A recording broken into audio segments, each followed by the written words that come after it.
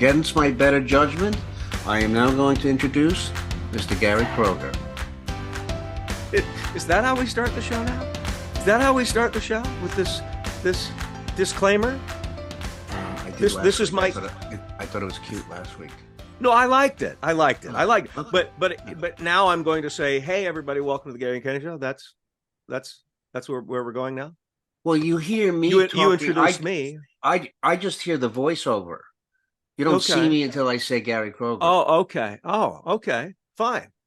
I say leave all this in. You should watch the show. Well, I have seen it. I just don't remember it. That's all. Yeah. All right. So you just counted me in?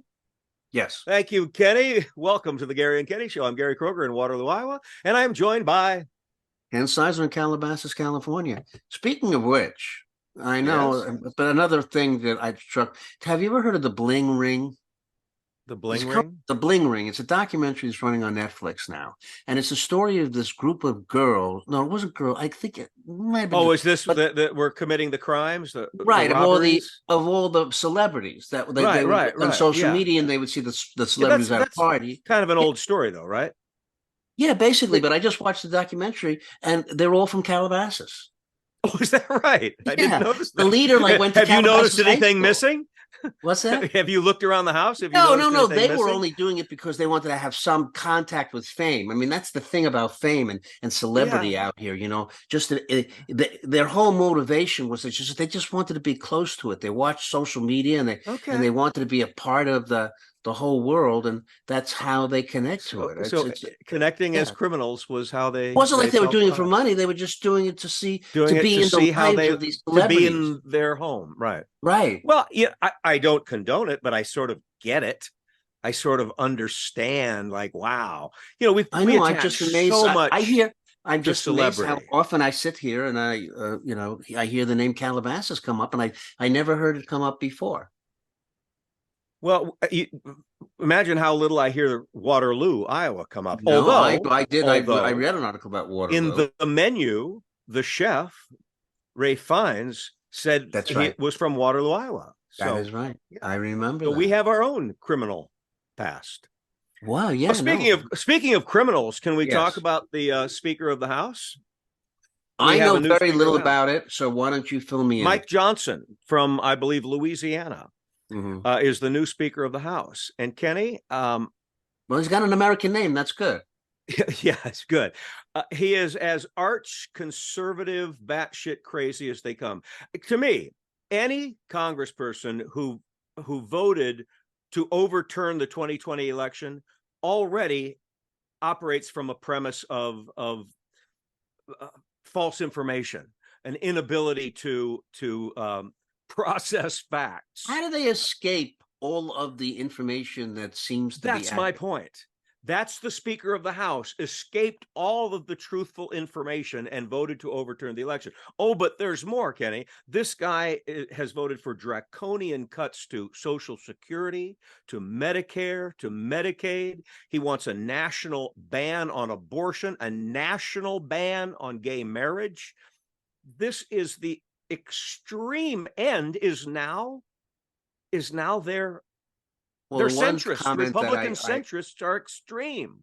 Well, the one comment I heard right off the top was that the only reason he was there was because God had chosen him.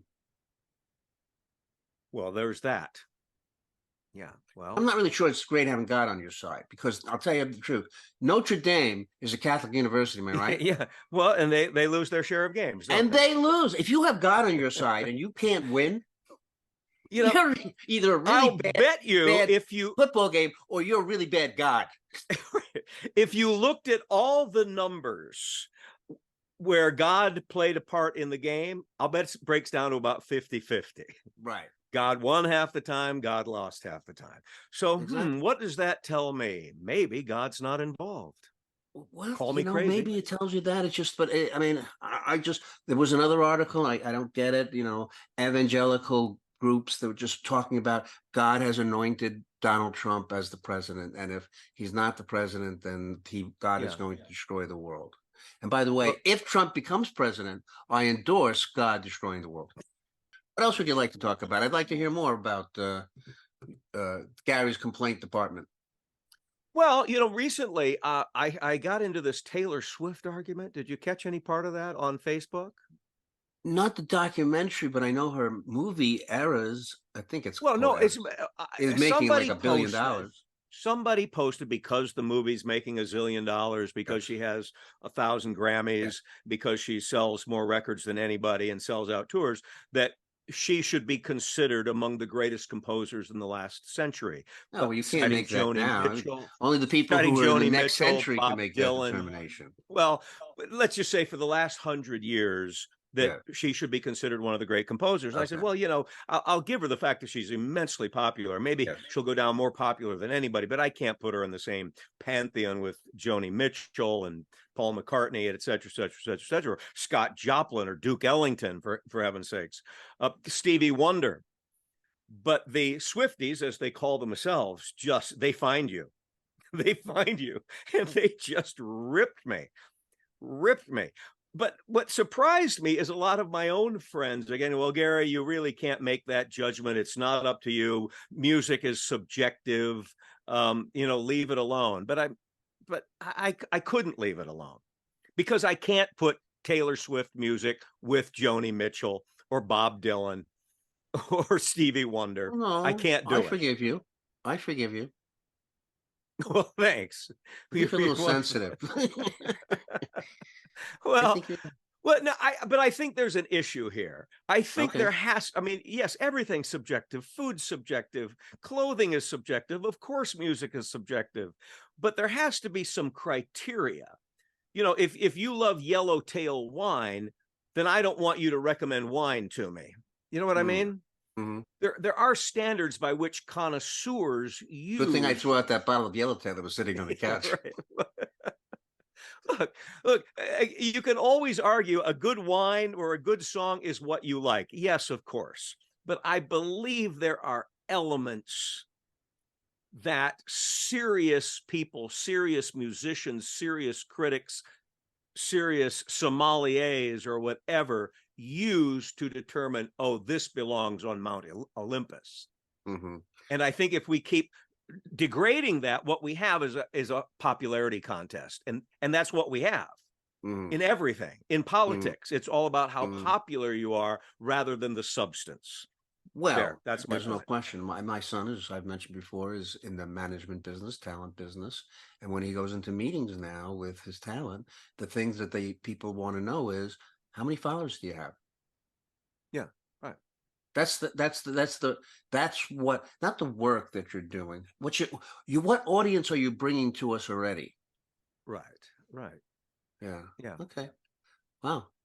Well, anyhow, I don't know what to do about Taylor. I think she's cute and adorable. I think some of her songs are phenomenal. I don't know Do if you she's going to really? go down, as you call it, the pantheon. But I won't be here. And I think some of her songs are fun. I'd rather listen to Beyonce, you know, to be honest with you. Okay. I find it All right. more, I'm more apt to move. But Okay. I'm now the Well, guy who hates anyhow, Taylor she Swift, seems but like I a don't. nice person. And my God, Yes. I mean, look, she can't even go out with this guy Travis Kelsey, and he's on doing every commercial now. Yeah, It's right. out of control. The spotlight is so much upon these people. Well, It's unbelievable.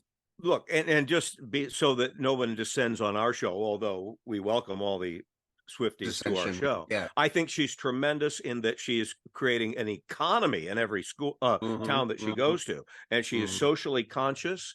Hmm. I like the empowerment of that young women are feeling. I like some of her music. I just don't, you know, I that's the conversation, not Right. whether her music will be listened to Right. in 40 Oh, okay. years, And Taylor, if you're listening, which is the chances of that are which would be so awesome. bad. I love you, Taylor. I do. I I'm a do big too, fan. Taylor. I No, do I love too. Taylor. All right, let me ask you. You just posted on Facebook a picture of you and Tony Curtis. Yeah. I wish you would talk about those things more. Now, I know a lot of our audience probably doesn't know who Tony Curtis is, but Right. I thought, oh my God, that is pretty cool that you worked with Well, Tony you know, I Curtis. got a lot of little chestnuts like that. Well, I did the series Short-Lived Spies with George Hamilton. Well, actually, this Okay. is an interesting story. And But George is still with us, right? George is still with us. In fact, I was in touch with him just 2 weeks ago. Well, did you mention the But show? yes, I did, as a matter of Okay. fact. All right. He hasn't watched it. But anyway, I did the pilot for Spies for CBS in the late 80s or mid 80s, whenever, with Tony Curtis. And I played this neophyte spy, but and it was a great pilot, and it got picked up.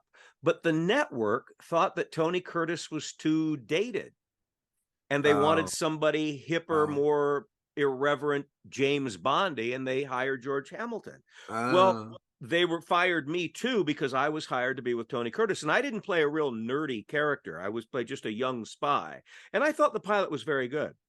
So they wiped me out of it, and I said, well, I'd still like to audition. I go, well, the character is going to be completely different. In contrast to George Hamilton, he's going to be very nerdy. And I said, well, give me a shot. Well, somebody said, you look too much like George Hamilton. No, I don't look too much like George Hamilton. But what I did, Kenny, is I put on glasses, and I made my hair sort of cinnamon colored, so there was a sharp contrast, and I tested with George. They allowed me to test with Right. George. Yes. And do you know who said, I like that guy with you, George? Elizabeth Taylor. She was at my screen test, and she said, I like that kid You with met you. Elizabeth Taylor? Elizabeth Taylor, yeah. Oh, yeah, yeah. And she said She she and liked George you? were dating. She liked me. She and George were dating at that time, sort of under the radar. But those of us who saw, his yacht move, I love your like, chestnuts. that's a good chestnut, isn't it? Oh, there Oh my she goodness, there's is. my beautiful wife. She is Well, you're a beautiful woman, Shannon, if I may. Am I allowed to say that anymore? Yeah, no, you can. But now let's You- explain why she suddenly appeared. Yes. Hi, Because she sweetheart. figured out how to do a Zoom, or a big expert on technology and AI. I Couldn't hacked figure into out how to your get on podcast. the Zoom. I should point out, though, when I say sweetheart on this show, I'm talking to Kenny. Right. Well, that's Just so Sure. you know. I knew that. Thank I knew you. that. Thank So, you, darling. dear. Well, my wife is actually in her office upstairs, where And her office is out of focus. She does things that I can't explain. Hmm. She has a career that I can't really describe, Mhm. but she works in the world of honey. By honey, I mean you. What do you do? Technology. What do you do I work upstairs that pays the mortgage? Software application design. Okay, Hmm. it's above my pay All right. grade right there. Let's, Okay. the reason that I wanted to talk to Shannon, because maybe she's going to explain what's going on with AI. And I know we'll probably sound like, old people, but I don't even think young people understand AI. My first Well- question about AI is this. Shoot. I'm going to say maybe a year ago, I just started to hear about it. Mhm. I hadn't really I mean, maybe in the past I'd read about this stuff happening, but in a short amount of time, it went from being something that most Americans hadn't heard of to dominating our life today. Mhm. When we came onto the Zoom, the first message I got was find out how AI can improve your Zoom experience. Well, so we're bringing my wife on as somewhat of an expert on AI. Well, Well- only compared to most of the population, because I've only just started working with it at my job. Although we've been using a form of it, machine learning, for probably years now. And machine learning is totally different than what you're seeing, Chat GPT, where you type something in and it, basically writes a novel for you, or, does whatever. But no, machine learning is different. It's basically an algorithm, right? And so algorithms are everywhere. Algorithms are in Facebook, they're in all sorts of websites. So those are everywhere. But that's also artificial intelligence. But the stuff that people are really freaking out about is the stuff where you can type something in and it'll write you back, a whole new resume or whatever. What didn't you say to me the other day? You just used AI to write an AI platform for work. Yeah. It's like incest. Walk me through that. I know, it's super meta. So yeah, this is kind of where we've come to, right? All of us. I mean, you guys just had this huge strike about it. And now we're kind of moving forward where I work with some of the more front-facing AI tools, the natural language programming, the things that generate these responses. And so I use a design tool called Figma. And, that's what we design things in, right? We do our screen, we make everything look pretty, whatever. One of the steps that we use when we get to a design is we do a wireframe. And the first thing that a wireframe accomplishes is it basically tells you what's going to be on the page and where it's going to go before Right. you make it look pretty. Right. So the Figma file that I use has a plugin now called a wireframe generator, and it is an AI prompt. And so if you type into pay for it, this software, what? you have to pay for like that software. Oh, yeah. Oh, you do Oh, have to yeah. pay for that. So there are because I know there's AI stuff that's like open source, right? That people can use, and then I think by Oh, yeah. Well, chat. Yeah, I mean, Yeah, that's free. some of the chat programs are open source, but this one is a plugin that somebody built and added to Figma. And so basically, I just typed in, because I've never used it before, and I thought, well, let's just see what this is. So I typed in, I was like, create an AI interface for a Chat GPT type prompt with a, and I just kind of went through some basic requirements, and it spit it right out. And I thought, well, this is really meta because I just used AI to create something that's going to create AI. Well, there's a new verb being used. This is really meta. You said that 3 times. This is so meta. Sorry. No, don't be sorry. Yeah, I'm going to use it every day now. I don't mean to repeat myself. Honey, that was so meta. Does it scare you? I think that there are some things about it that we have to be careful about. I had a talk with my friend and colleague who is a PhD from Stanford, and she got her PhD in artificial intelligence. So she's really the AI expert. And so one of the things that I asked her was, I said, what can you tell people, like if I was going to talk to people, what would you tell them about that would help them be less afraid of AI? And what she said is, well, look, the thing you have to understand about it is actually people all the way through, right? There are people that are training the prompts, they're building the natural language, they're watching how it responds, they're poking and prodding it to go in the direction they want it to go. And that's great because it's not just like an evil robot doing things by itself. Right. We have evil people. The thing that's still scary about that to me is that it still has, the capacity to do all sorts of stuff that we don't know yet what it can possibly do, because once it starts kind of spinning and putting things together, that's what scares me. That's what scares me. It's like you explained that there's lots of human elements that went into any AI application, and that's great. But aren't we all afraid a little bit, even in your job, that we could be replaced by any one of those jobs could ultimately be replaced by AI as it grows? I think that I would say, yes, there are some jobs that could be replaced, but there are many jobs that will drastically change, right? So, for example, if we have AI that does what I do, it could spit out all sorts of designs for all sorts of pages that I needed to create. But I'm still going to have to look at those and say, okay, from a human perspective, does this make sense? Because AI doesn't have a human perspective. Right. Well, let's that up, the human perspective, which is forget about the commercial use of AI or its impact on businesses. I'm curious. There is a service out there now that will create a partner for you by AI. It will put a face on a person that doesn't really exist. Are you talking about a love partnership? Yes. Like a real person or an avatar? Not a real person. It's totally created by AI. The voice is okay. What's the value of it? So that people who are lonely, it's just like the movie Her.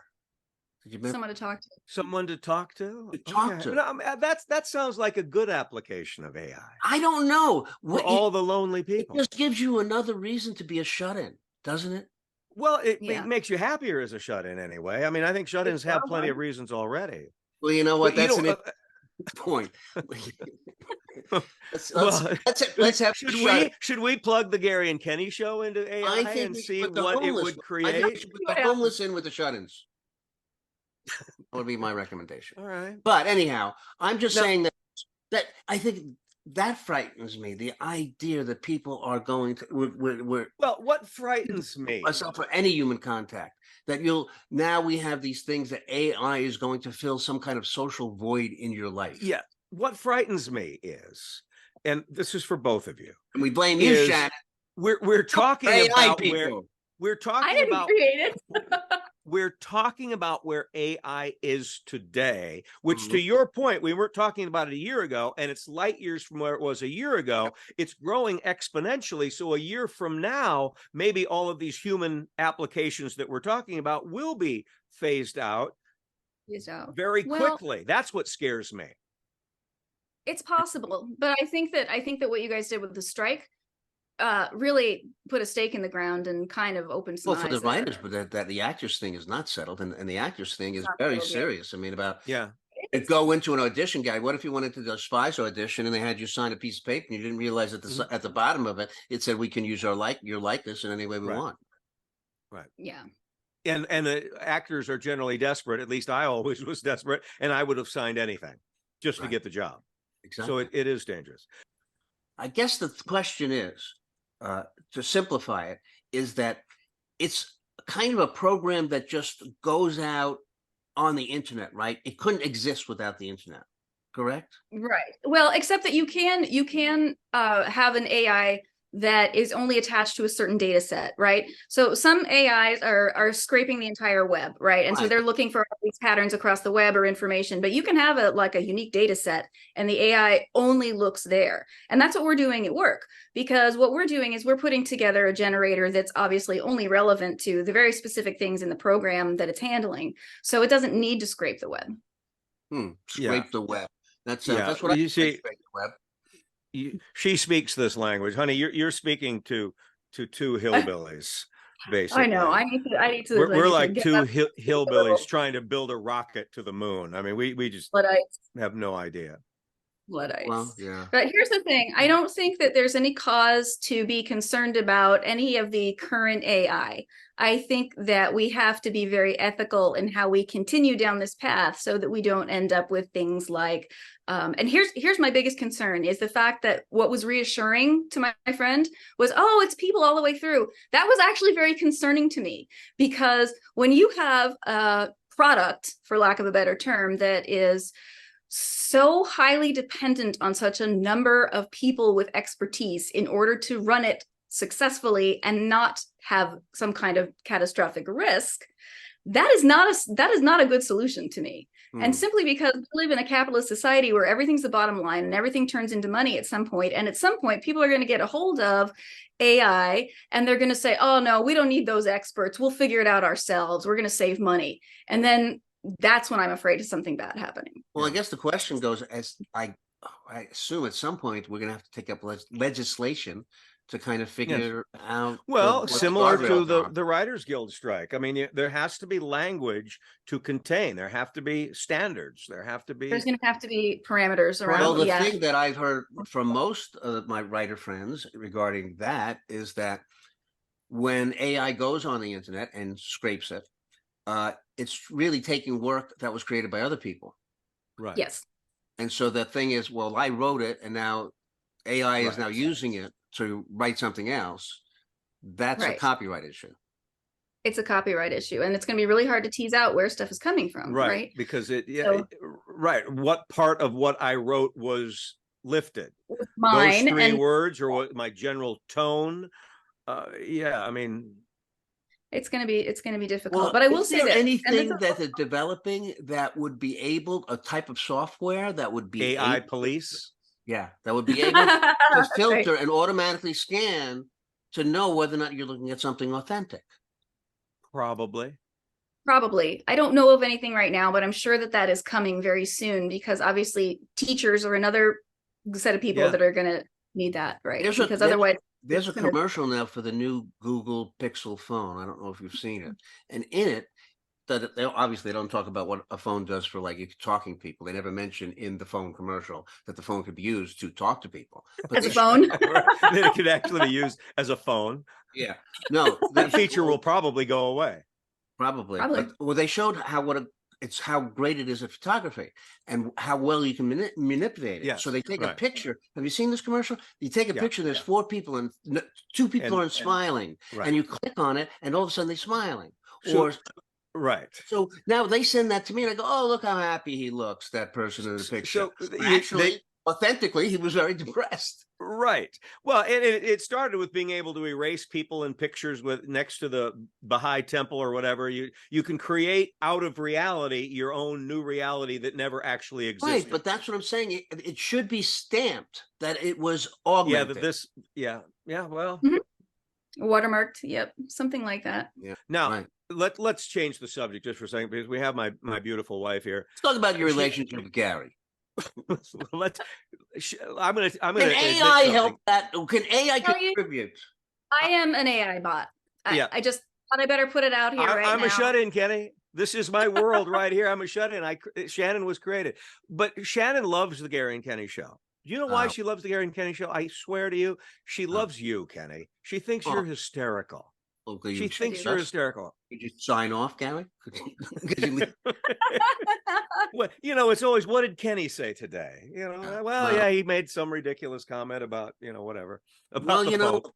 I enjoy. This has been a great outlet for us. I mean, it's been a lot of fun. I mean, Yeah. I enjoy it. Yes, but thank you, Shannon, for being a fan. And you can get. I'll sign something if you'd like me to sign something. Okay. All Yeah. right, but Kenny, this is a rare opportunity. You have my wife on the show. Ask Mhm. her anything. I am unafraid. Unafraid. Really? Oh wow! I am unafraid. It was like I was what here to talk about I have AI. one Have question. fun. I have one question. There now. Yeah, well, okay. But yeah, what's your one question? That's what's interesting to me. What will you ask? Hmm. I have to think about it a little I'm bit. trying to think what's interesting about you that I want to know about. Yeah, why are you with him, Shannon? Why are you with him? No. That's He not it. outkicked his coverage. The truth of the matter is how often you guys doing it? Well, I'm signing off. This is not what I signed up for. we talk about.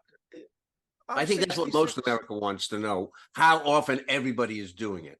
We do it to each other's satisfaction with mutual respect. Frequently, I admit, as I've admitted on this show, I take blood pressure medicine that can just destroy my libido. But when you have an amazing wife, and it's not just her beauty, it is her intelligence. Did you capture that? How smart this human being is? That's all I so said sexy to me. word. We have, if not literal, tantric sex daily. I How's would that? never put you on the stand, Gary, because the first part of it is brilliant. The first part of it is diplomatic, And then perfect. And then you go off. and then I wander. And now we're talking Yeah. about your blood pressure. It's like, Well, Shannon and I were talking about this the other day. Where it's like when you marry a comedian, you take a certain risk because the comedian is always looking for the joke, and the joke will come out before any sensitivity radar. Right, Mhm. honey? Weren't we talking about that? I can It's like attest I to will that. blurt something out and you go, you hurt my feelings. So I was just trying to be funny.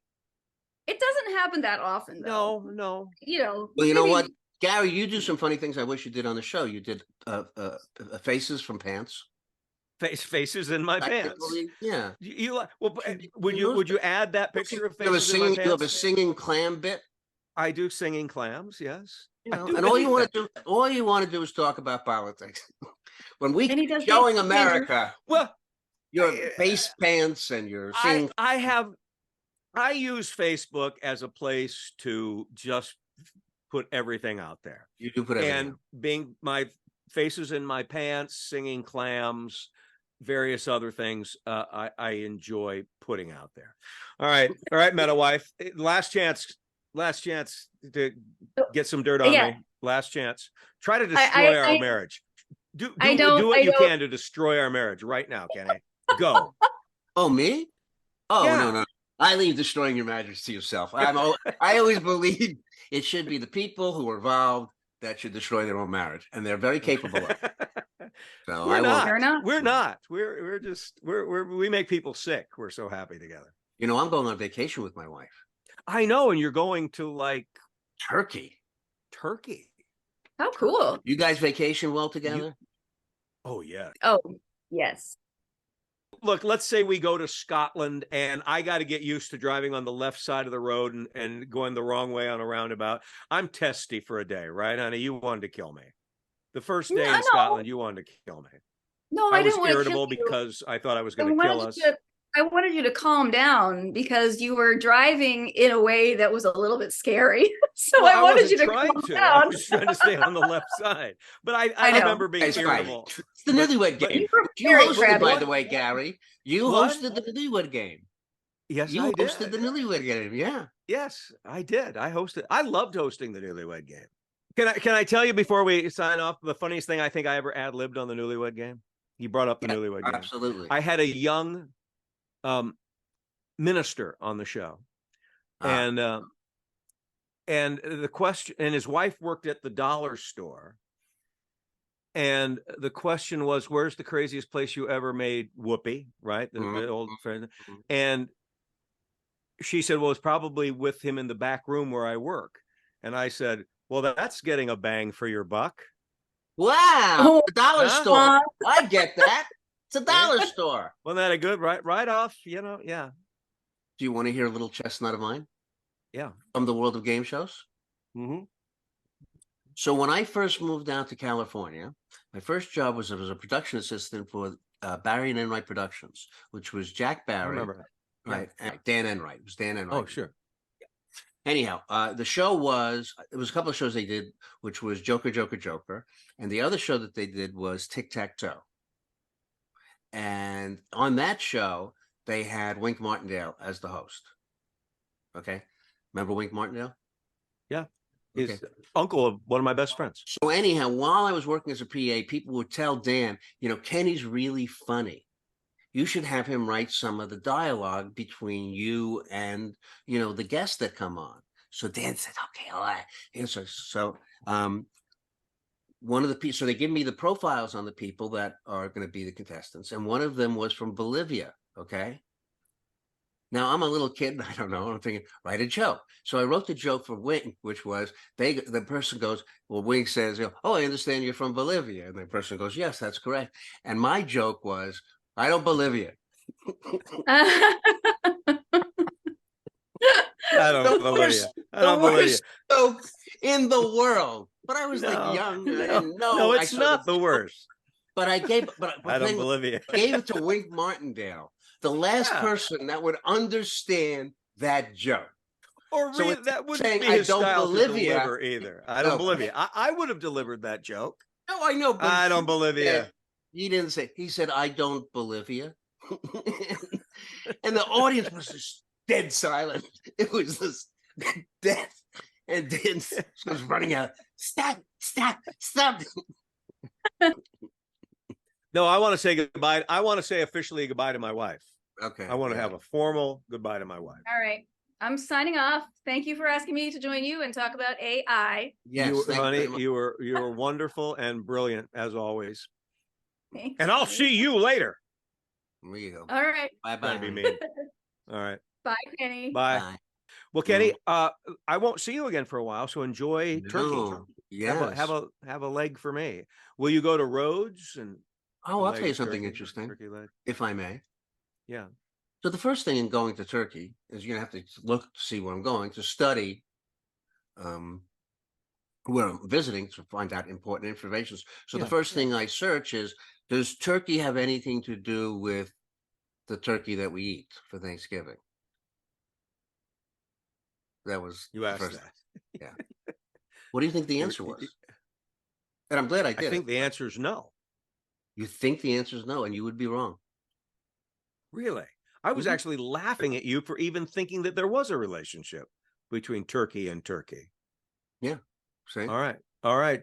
I Mr. invite Wizard. everybody to Google. Yes, it has something to do All right. with, there was a bird that is from Turkey, and then it came over But it's here. such an American bird. I mean, No, turkey.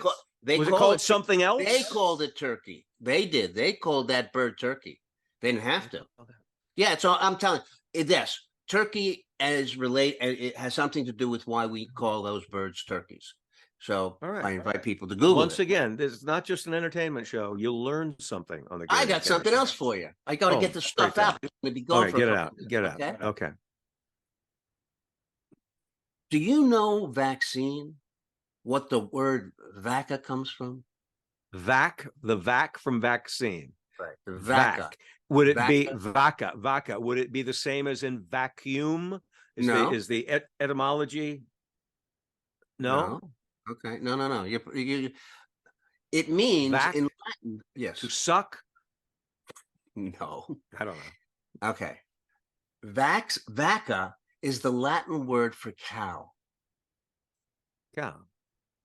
So The word vaccination came from back, I think, in the 1600s when a doctor who remembers the guy who came up with it? yeah, Whatever, yeah. some Vinny Anyway, Boombots.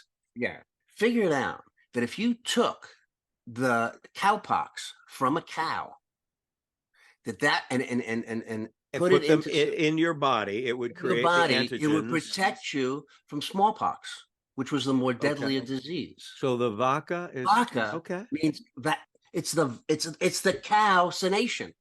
Oh, I find that fascinating.